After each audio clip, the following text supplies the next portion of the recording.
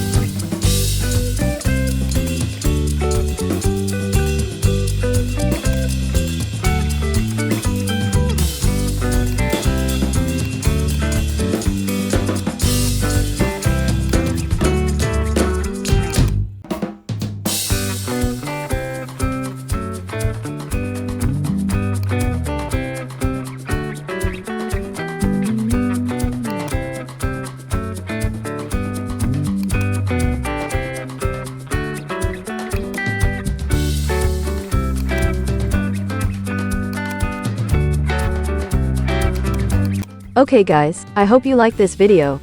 Don't forget to click subscribe, and press the bell button so you get notifications of the latest videos from this channel.